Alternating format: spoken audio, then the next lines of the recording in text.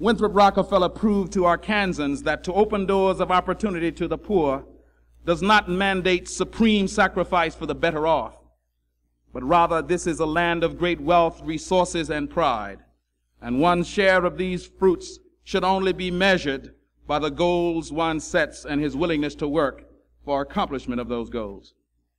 Although the pages of Arkansas history are still being written, the era of excellence ushered into this state by Winthrop Rockefeller transcended all boundary forms, urban and rural, rich and poor, black and white, young and old, men and women, the whole lot of us. And although he will never be acclaimed as a master politician or an accomplished political scientist, the record indicates to me that Winthrop Rockefeller was probably the greatest governor this state ever had. If I may share with you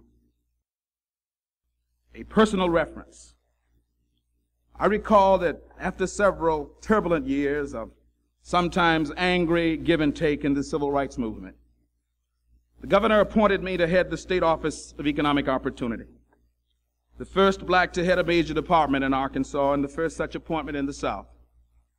And in response to some of the inevitable criticism which followed that appointment, Governor Rockefeller answered those critics with these words, quote, "When I first became governor, I disagreed with certain of Sonny Walker's philosophies which were inconsistent with mine. Therefore, I was on occasion critical. But I've watched with special interest his growth as a realistic administrator.